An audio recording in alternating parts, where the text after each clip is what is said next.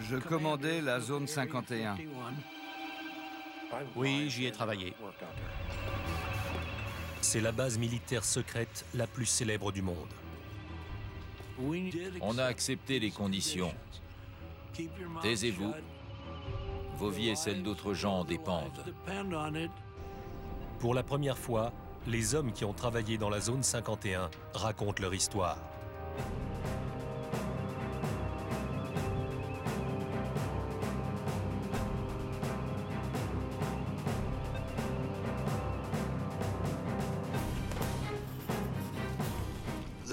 Il y a eu beaucoup de désinformation, mais elle a été alimentée par la curiosité naturelle des gens.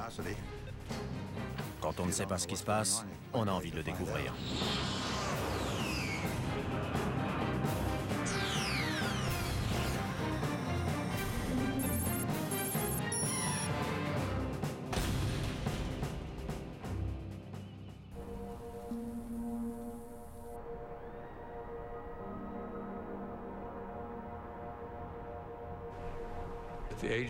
La CIA n'a jamais admis et n'admettra jamais que la zone 51 existe.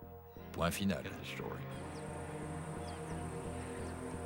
Créée par la CIA en 1955 pour mettre au point et tester les programmes militaires les plus secrets des États-Unis, la zone 51 tire son nom d'un quadrillage sur un plan. Bien qu'elle n'existe pas officiellement, elle apparaît sur les images satellites du désert du Nevada. On y voit plusieurs pistes de décollage et plus de 25 hangars. L'accès à cette base ultra secrète a toujours été soigneusement contrôlé. Mais aujourd'hui, les premiers programmes élaborés dans la zone 51 sont déclassifiés et les souvenirs ont le droit d'être évoqués.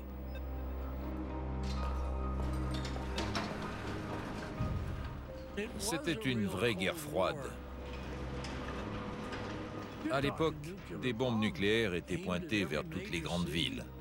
Et il y avait deux adversaires et on se demandait lequel cognerait le premier. Très souvent, la démocratie doit céder le pas à un contrôle militaire rigoureux afin de permettre au pays de survivre. On adhérait tous à cette idée.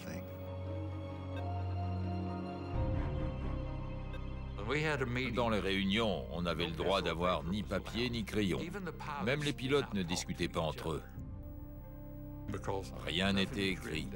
On avait tout en tête. En intégrant le programme, on recevait un nom de code.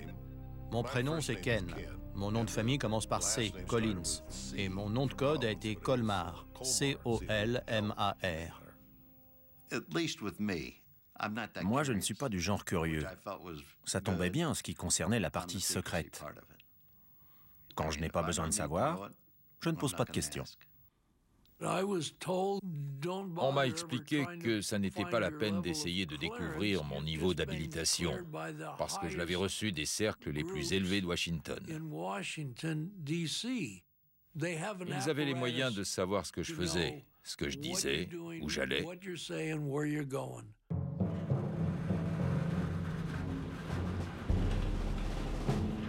La base est construite autour d'un lac asséché, Groom Lake, un endroit qui offre des avantages évidents. On avait besoin d'un endroit pour atterrir en provenant de n'importe quelle direction, selon le sens du vent. Et comme le lac était rond, il convenait parfaitement. En plus, il était abrité par le relief accidenté des alentours, donc il n'était pas très visible. Lisse comme du verre. C'était incroyable. Je roulais dessus à toute vitesse avec la voiture de l'état-major sans qu'elle cahote. C'était magnifique. Groom Lake était rudimentaire. On vivait dans quelques caravanes.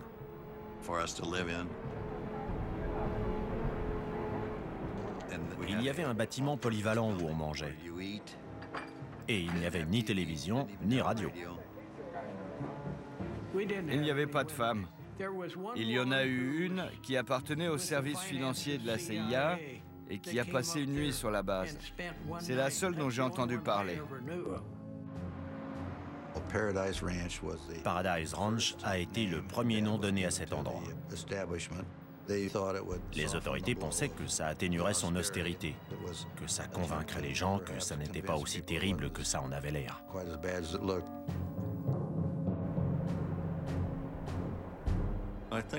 Son charme tenait au fait qu'on n'y allait que pour travailler.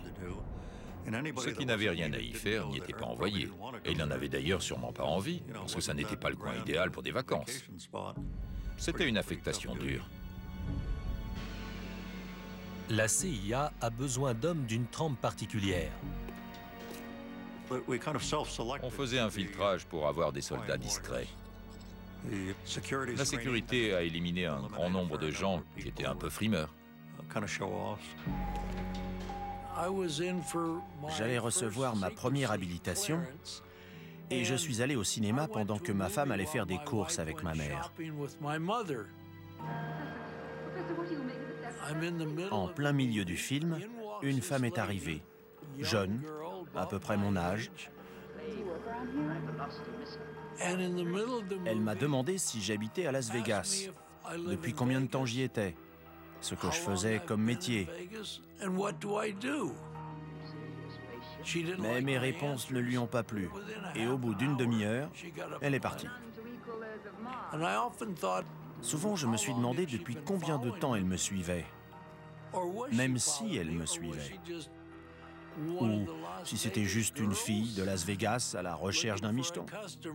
Je ne le saurais jamais.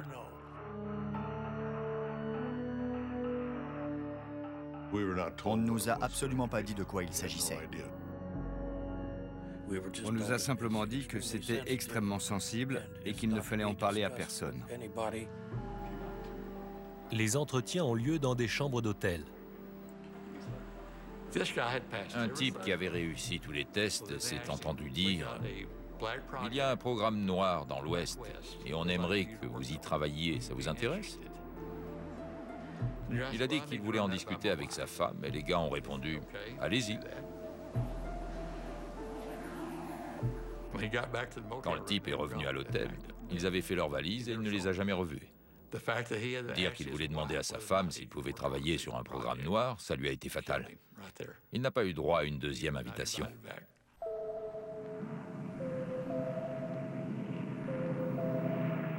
La zone 51 est créée pour un programme classé top secret.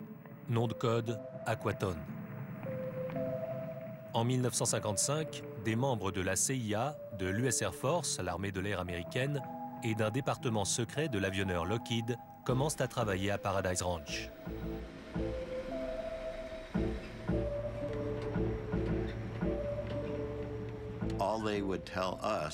On nous disait simplement qu'on se portait volontaire, sans savoir de quoi il retournait. Beaucoup de gars n'étaient pas partants, mais moi, si. On savait qu'on allait devoir utiliser des combinaisons stratosphériques, donc qu'on volerait en haute altitude.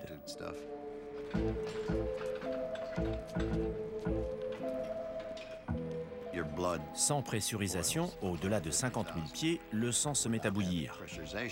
En cas de dépressurisation, si le moteur tombe en rade au-delà de 50 000 pieds, la combinaison vous sauve la vie. Une entreprise de Boston a été choisie pour fabriquer les combinaisons. Elles devaient être faites sur mesure, très près du corps. Alors, on est allé chez un fabricant de soutien-gorge pour la grande distribution. On faisait un essayage, on rentrait à la maison, on revenait, on refaisait un essayage après fabrication. Et on ne pouvait pas dire qui on était, ni ce qu'on faisait. Simplement qu'il nous fallait une combinaison. Quand on vole plus haut que là où l'homme est jamais allé, il faut changer d'équipement. Dans ce film déclassifié récemment, Ray Goudet se prépare pour un vol au-dessus de la zone 51. Les combinaisons partiellement pressurisées MA2 modifiées sont taillées sur mesure pour chaque pilote. S'il maigrit ne serait-ce que d'1 kilo, la combinaison perd toute efficacité.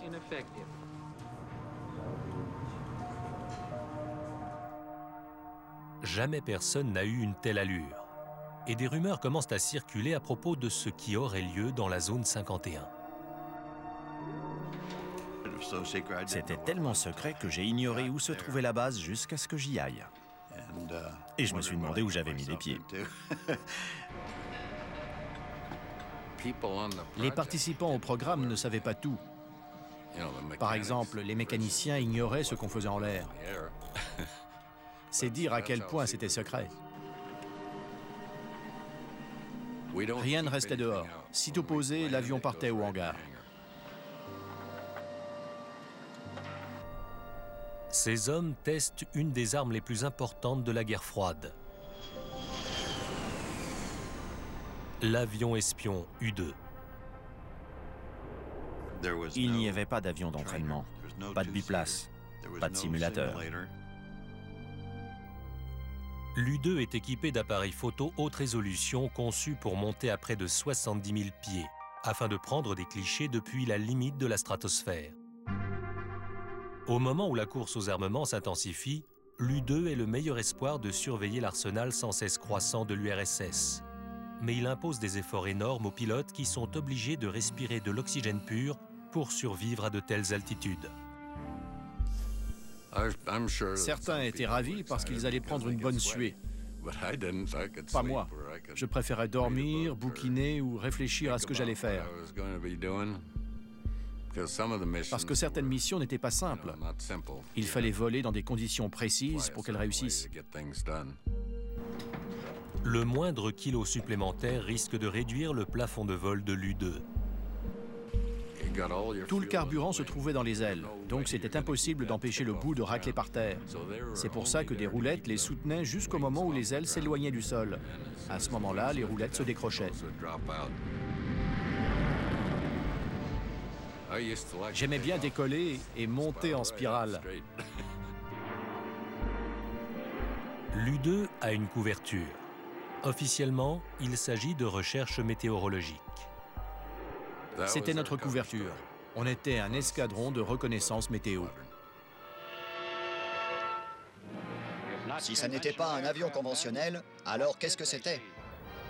Bien que volant 3 fois plus haut que les avions de ligne de l'époque, l'U-2 est parfois repéré. J'en suis pas sûr, mais je crois que j'ai vu le soleil briller sur une vitre ou sur des hublots d'observation. Au milieu des années 1950, au moment où la guerre froide et la passion des Américains pour les ovnis battent leur plein, je crois que ça venait de l'espace, mais que c'était amical. Les avions argentés sèment parfois la confusion. Ils étaient en aluminium pur et ils avaient l'allure d'une étoile brillante au firmament. Les pilotes ont ordre de tout nier, même auprès des contrôleurs aériens. Des histoires couraient au sujet de trucs qui volaient en altitude. Les contrôleurs appelaient, mais en vain. Ils ne recevaient que des explications évasives. Je rasais la frontière canadienne quand un contrôleur m'a interrogé sur mon altitude. Ses renseignements étaient très précis, mais je lui ai répondu « Non, faites réviser votre matériel. Ce n'est pas mon altitude. » En 1957, ces vols officieux sont à l'origine de la moitié des observations de soi-disant ovnis. Mais ça n'est rien comparé à ce qui s'annonce.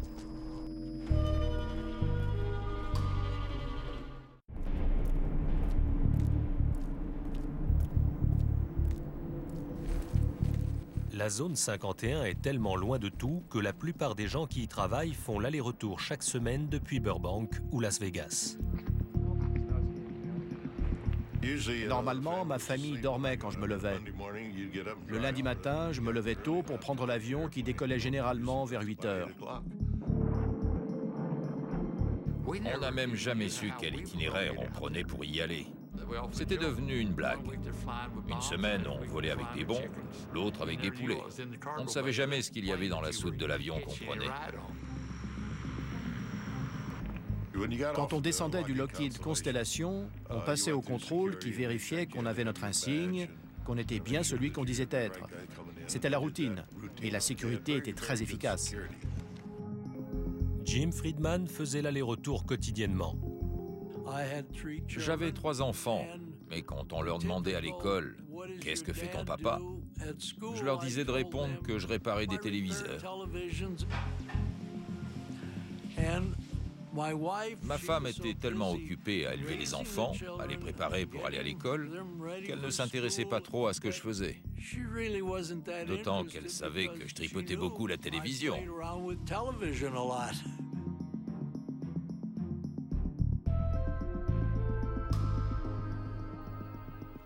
C'était bien, on a eu une belle vie.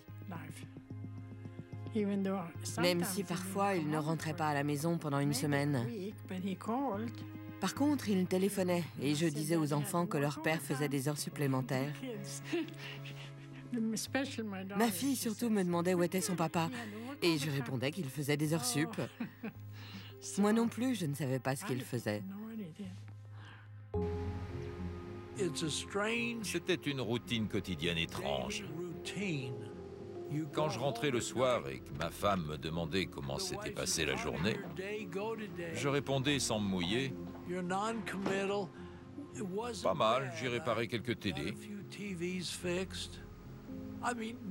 Évidemment, je ne pouvais pas lui dire « Oh chérie, on vient de réduire la surface équivalent radar de l'avion le plus secret du monde à la taille d'un derrière de moucheron. »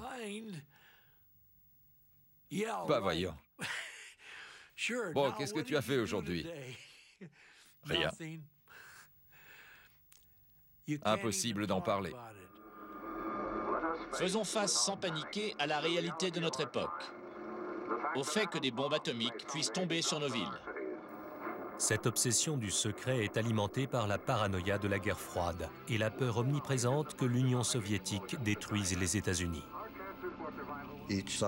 Les deux camps se soupçonnaient mutuellement. Ils avaient peur d'être balayés par une première frappe nucléaire. On ne fait confiance à personne, pas même aux pilotes d'essai. En 1963, lors d'une mission d'entraînement, Ken Collins s'éjecte et laisse s'écraser son avion. Environ une semaine après, on m'a demandé si j'étais d'accord pour être hypnotisé, pour découvrir si j'avais oublié quelque chose. J'ai accepté, et c'est alors présenté ce que j'appellerais un psy de haut vol de Boston.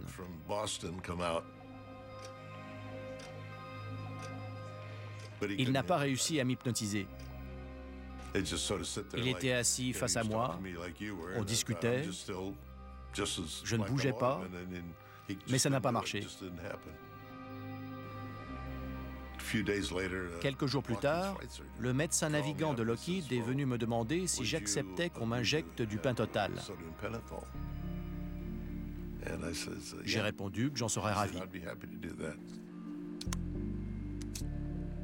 J'ai dit à ma femme que j'allais travailler chez Lockheed. Elle m'a dit « On est dimanche, tu ne travailles jamais le dimanche ». « Oui, mais là, c'est particulier ». Elle m'a dit « Très bien ». Vers 18h, des gars m'ont ramené chez moi et le pentotal me faisait encore de l'effet. Ils m'ont fait asseoir sur un fauteuil dans le salon. Ils ont dit au revoir et ils sont partis. C'est tout ce qu'ils ont dit. Ils n'ont pas adressé un mot à ma femme. Ils lui ont juste donné les clés de la voiture. Elle était en colère parce qu'elle croyait que j'étais allé picoler avec eux.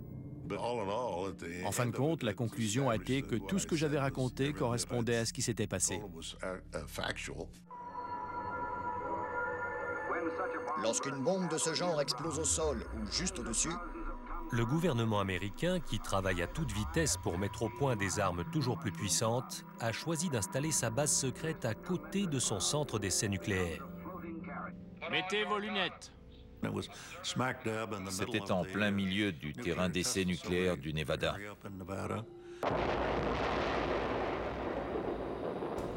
Personne n'avait envie d'y aller.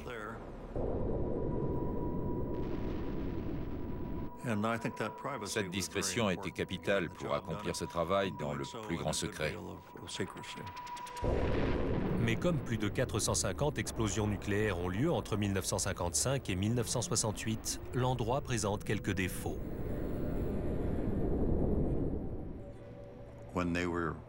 Quand il y avait des explosions nucléaires, on était tous informés au préalable pour évacuer. Une fois, ça a duré presque 2 semaines à cause de problèmes météo, de vent principalement. Il fallait qu'on porte des dosimètres pour être sûr qu'on était encore propre. Pour je ne sais plus quelle raison, j'étais sur la piste de décollage au moment d'une explosion qui a eu lieu à Yucca Flats. J'ai vu des vagues dans le sol s'approcher de moi. Ça montait, ça descendait, ça montait, ça descendait. C'était une explosion souterraine. C'était incroyable de voir ces grands cercles de terrain s'enfoncer.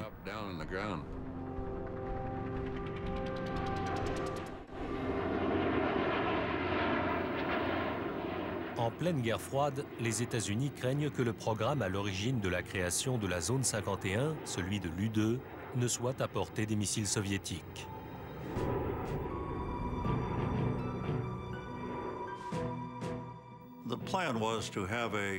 L'objectif, c'était de mettre au point un avion habité pour succéder à l'U-2, qui devait être bien moins vulnérable et bien plus performant.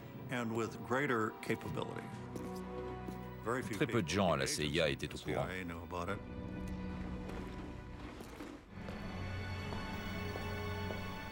À la fin des années 1950, la base s'occupe d'un nouveau programme classé top secret.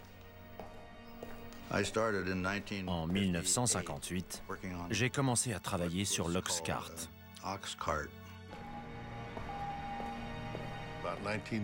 En 1960, on m'a informé que j'avais été sélectionné pour une espèce de programme aérospatial.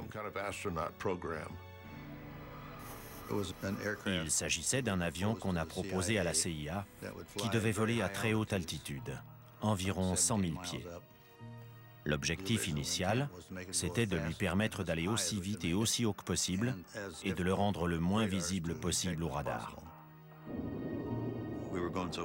On allait tellement vite que si on était en Californie, qu'on volait nord-sud et qu'on faisait un virage à pleine vitesse à une certaine altitude, on n'arrivait pas à rester au-dessus de cet état. L'avion volait si vite qu'il nous déportait. En pleine guerre froide, les renseignements sont aussi importants que l'armement. Et l'Oxcart est conçu pour être l'espion par excellence. Premier avion furtif de l'histoire, il vole assez vite et assez haut pour prendre de vitesse les missiles. Des milliers de personnes planchent sur sa conception dans les installations de l'avionneur Lockheed à Burbank, en Californie.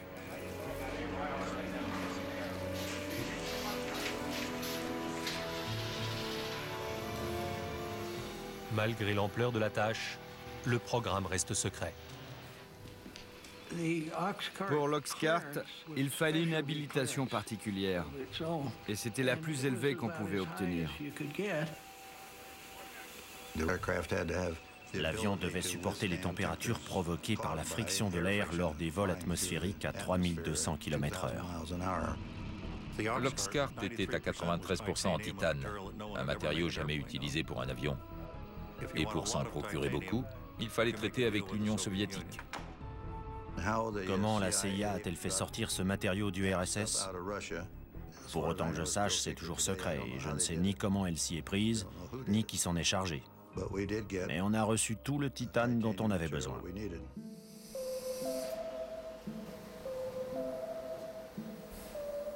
Une fois prêt, le prototype doit être acheminé de la chaîne d'assemblage californienne à la zone 51.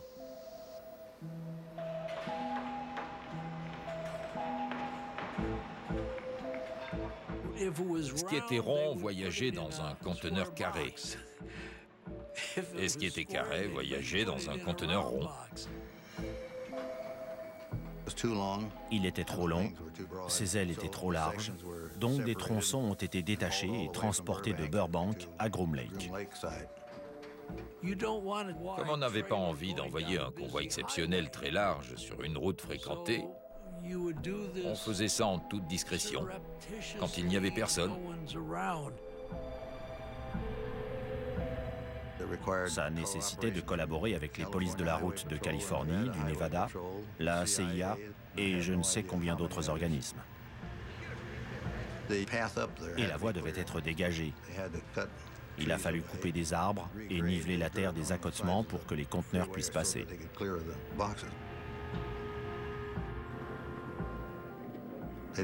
Tous ces gens n'avaient pas besoin de savoir ce qu'il y avait dedans, simplement qu'il fallait les protéger et que tout reste secret.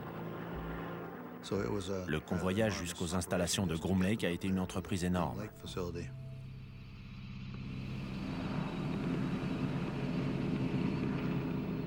Ken Collins est un des premiers pilotes à découvrir l'Oxcart à la zone 51.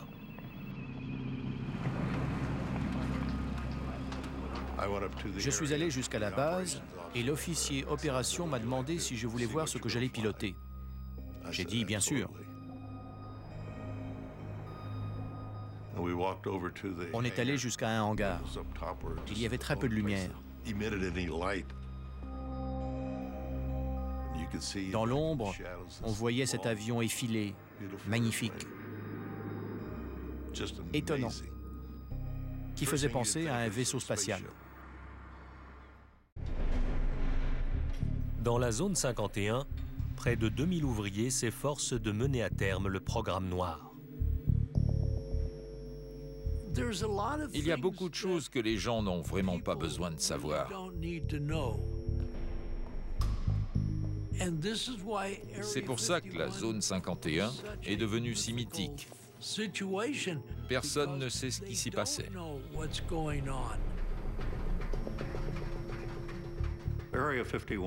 La zone 51 n'avait qu'un but, mettre au point l'Oxcart pour qu'il intervienne à l'étranger.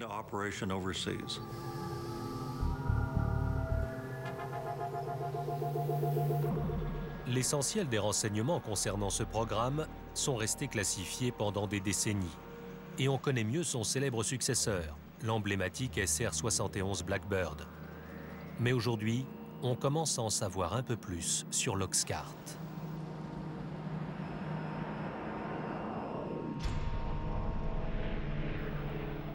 Il a été le premier avion furtif de l'histoire, conçu pour être quasiment invisible aux yeux des radars ennemis. Les essais auxquels j'ai participé consistaient à survoler nos stations radars. On voulait voir si l'avion allait être ou non repéré. Je suis allé au centre d'observation radar pour voir ce qui arriverait quand l'Oxcart passerait. J'étais planté là. Personne n'a remarqué grand-chose. Et tout à coup, on a eu l'impression qu'une échelle venait de tomber sur le toit. En fait, c'était l'onde de choc due au passage de l'avion. Et personne ne l'avait vu sur les écrans radars. Apparemment, il répondait aux attentes. L'avion peut traverser les États-Unis d'une côte à l'autre en 70 minutes. Mais sa principale raison d'être, c'est l'observation. Ces clichés, pris au-dessus de la Corée du Nord, ont récemment été diffusés pour la première fois par la CIA. Ils soulignent la capacité exceptionnelle de l'Oxcart à photographier des zones au sol depuis une altitude de 27 000 mètres, en volant à 3500 km/h. La caméra qui équipait cet avion, qui volait à Mach 3, avait une résolution de 30 cm. Imaginez un objet au sol sur lequel vous posez un quadrillage avec des carreaux de 30 cm de côté, un peu comme sur du linoléum, avec des carreaux noirs, blancs ou gris. Un objet de 30 cm de côté était reconnaissable, même si on ne voyait pas sa structure interne. Mais en photo, un char d'assaut couvrait des centaines de carreaux, et il était facile à identifier. Mais au plus fort de la guerre froide, les hommes de la zone 51 ne sont pas les seuls à disposer de caméras efficaces. Les Soviétiques avaient entre 4 et 6 poubelles, comme on les appelait.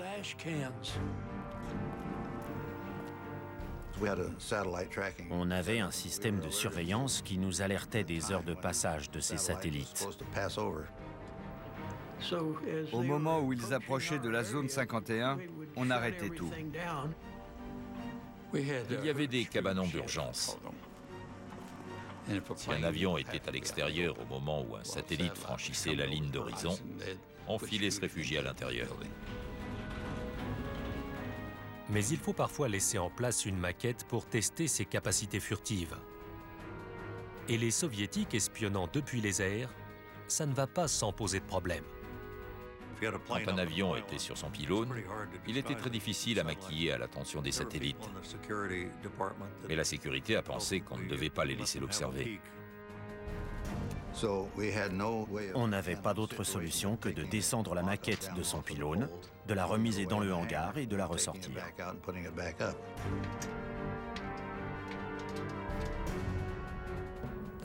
Ça rendait la tâche très difficile. On commençait à travailler sur l'avion, puis il fallait le rentrer rapidement dans le hangar. Après, il fallait le ressortir, le rentrer, le ressortir. C'était toute une histoire. Malgré ces efforts, des agents de renseignement découvrent que les Soviétiques ont un dessin de la silhouette de l'avion et qu'ils peuvent le détecter. Lors de la plupart des essais effectués en journée, les radiations en provenance du Soleil chauffaient tout, sauf les parties à l'ombre. Et quand on laissait la maquette en position pendant une demi-heure, elle projetait une ombre qui pouvait être repérée avec un appareil infrarouge. Bientôt, les hommes de la zone 51 fabriquent donc des leurres à l'attention des Soviétiques. Quand des satellites équipés d'instruments infrarouges arrivaient, on dessinait la forme d'un avion bizarre devant un des hangars. La plupart des silhouettes étaient en carton. Au moment où le satellite arrivait, on mettait des radiateurs à l'arrière pour qu'il y ait une signature infrarouge et faire croire que l'avion venait de se poser. On voulait que l'ennemi croie qu'on avait quelque chose que lui n'avait pas. Et on voulait l'obliger à consacrer beaucoup de temps et d'argent à essayer de découvrir ce que c'était. Des objets fantomatiques apparaissent sur les écrans.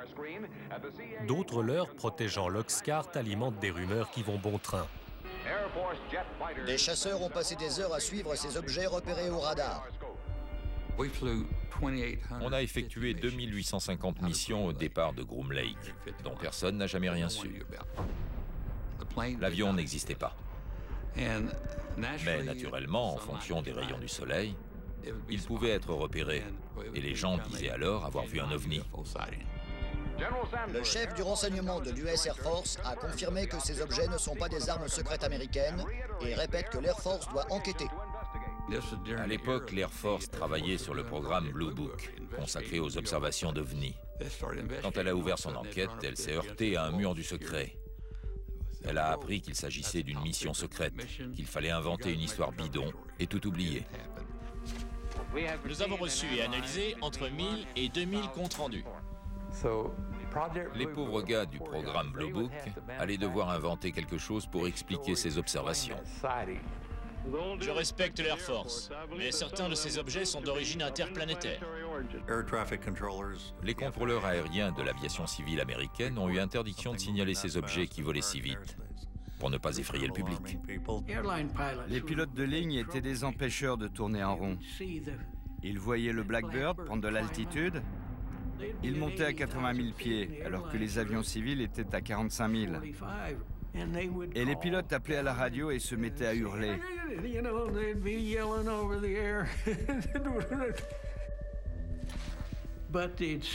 Mais ils le repéraient.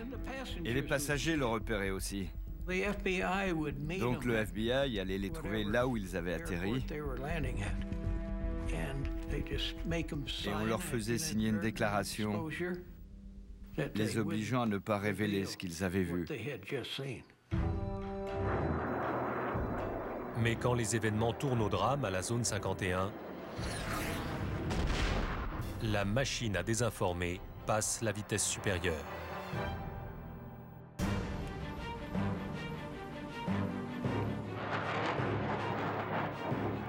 Ce n'est que des dizaines d'années plus tard qu'une mésaventure est finalement révélée. On faisait un essai moteur à basse altitude et à vitesse subsonique, parce qu'on avait du mal à accélérer jusqu'à Mach 3. J'ai pris la direction du nord depuis la zone 51, je suis monté à 25 000 pieds, je suis reparti vers le sud, j'ai rencontré un peu de mauvais temps, et quelque chose n'allait pas. Je perdais de la vitesse, mais l'avion ne le signalait pas. Très vite, le nez s'est levé, l'avion est monté, il s'est retourné et il a commencé à partir en vrille. C'était fichu. Je me suis éjecté et je suis parti vers le bas, puisque je volais à l'envers. Ken a pris la bonne décision. Mais sur le moment, ça me faisait vraiment mal de m'éjecter d'un aussi bon avion.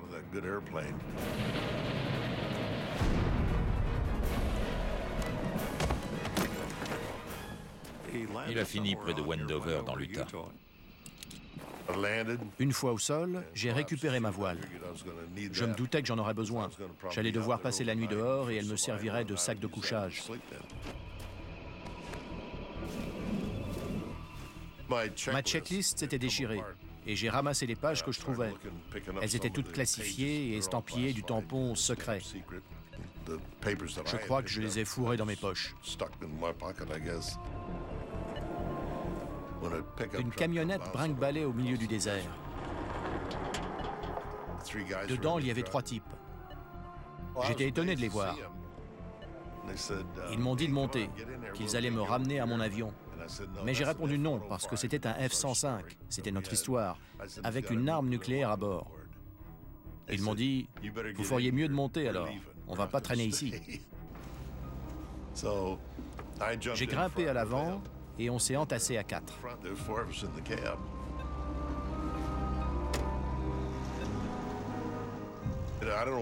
Je ne sais pas où ils seraient allés en cas d'explosion. Vu la distance, ça n'aurait rien changé. Après la mise en garde et le pieux mensonge de Collins, il n'avait sûrement pas envie d'aller voir de près.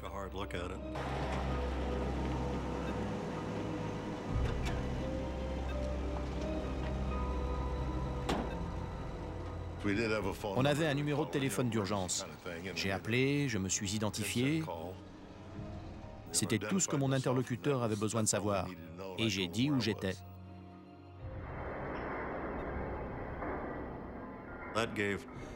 La CIA a eu 2 jours pour récupérer les morceaux de l'épave et tout nettoyer. Sinon, ça aurait viré à la kermesse.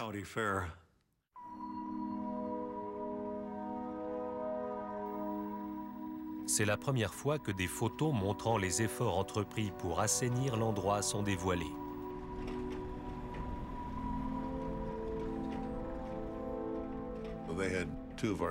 Deux types de la sécurité sont allés sur place.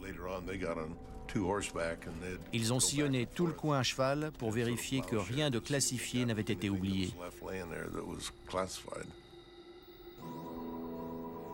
Entre la version officielle et l'isolement du lieu de l'accident, le nettoyage permet de garder secret l'emplacement du crash. Ça a été décrit comme un accident de F-105. Des avions s'écrasent tout le temps à proximité des bases aériennes. Et l'histoire a été oubliée. Une cinquantaine d'années plus tard, l'historien Peter Merlin a découvert le lieu de l'accident que le gouvernement a essayé de faire oublier. On arrive au champ de débris. Dans le cadre du nettoyage des lieux, les gros morceaux ont été découpés au chalumeau et rapatriés à la zone 51 par avion cargo. L'historien a fouillé le désert en s'appuyant sur des documents déclassifiés. Voici une note de service secrète de la CIA. Toutes les traces de 123 ont été transportées depuis le lieu de l'accident. Mais il reste toujours quelque chose sur le lieu d'un accident. Cette pièce faisait partie de l'aile. A, c'est pour A12, W pour L et 667, c'est le numéro de dessin. Celle-ci vient du poste de pilotage et elle porte le cachet d'inspection. Voilà le cratère laissé par l'impact. Il y a du titane partout. En voilà un gros morceau. Il est épais. Ici, l'arrière du fuselage a percuté le sol. Et de chaque côté, on voit les trous creusés par les moteurs. Il y en a un ici. Je suis au milieu. On observerait la même chose aujourd'hui si un des avions secrets de la zone 51 s'écrasait. Les mêmes mesures de sécurité seraient certainement prises et on nous servirait une histoire bidon.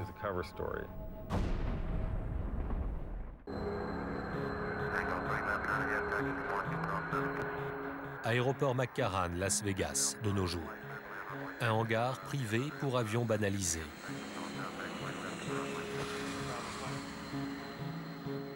Chaque jour de la semaine, des passagers empruntent la voie des airs pour aller à Groom Lake, comme au temps de l'U-2 et de l'Oxcart.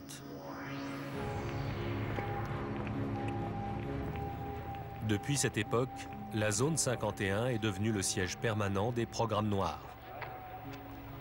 Si on reprend toutes les archives, on constate qu'il n'y a jamais eu de vol à Groom Lake. Il ne faut pas se fier aux apparences.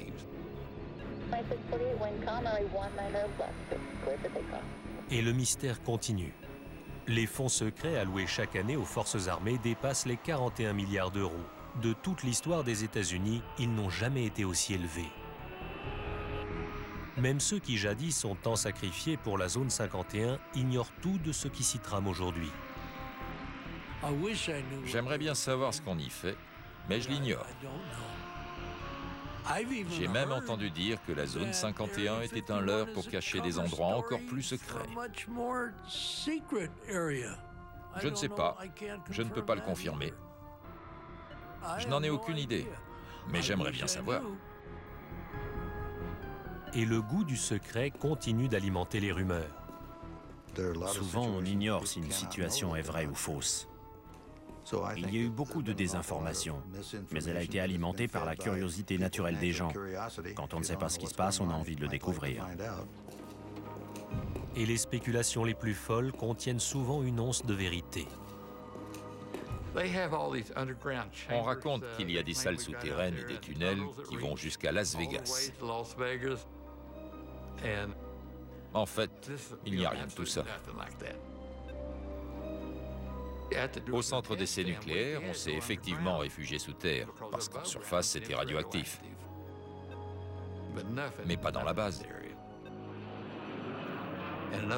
L'autre mythe remonte à ces dernières années.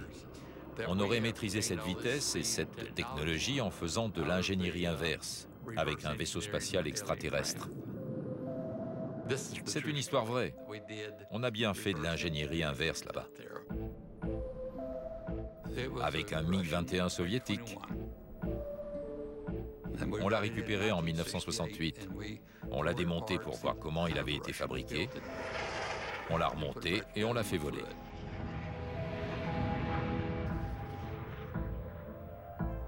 Même la théorie du complot qui prétend que l'alunissage a été tourné dans la zone 51 repose sur quelques faits avérés. Au centre d'essai nucléaire, on a testé la Jeep lunaire qui a été envoyée sur la Lune, tous les équipements de vie. Les astronautes sont venus s'entraîner sur les cratères laissés par les bombes atomiques. C'est sûrement de là que viennent toutes ces histoires.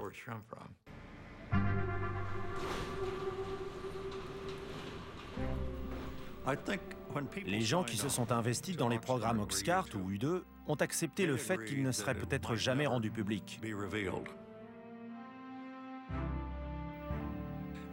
Pour eux, c'était une espèce de secret de famille, et ils étaient prêts à l'emporter dans leur tombe. Ça a été un grand honneur pour moi d'accomplir ce travail, parce que ça veut dire qu'on m'a vraiment fait confiance, alors que je n'étais qu'un gamin de la campagne.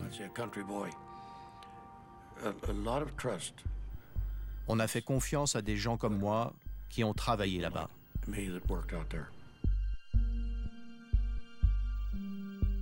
Beaucoup y ont consacré leur vie. Certaines familles ont éclaté parce que les épouses ne savaient jamais quand leur mari allait rentrer. Ce n'était pas un boulot comme un autre. On nous a donné des tâches à faire, on y croyait, et on a fait du mieux possible. Et ça s'est bien terminé. Mais lorsqu'on aborde ce qui s'est passé dans la zone 51, la seule chose dont on soit sûr, c'est qu'on ne saura jamais tout. Je ne vous ai dit que 5% de ce qui s'est passé. Je n'ai raconté qu'une partie de l'histoire. Je dois être honnête.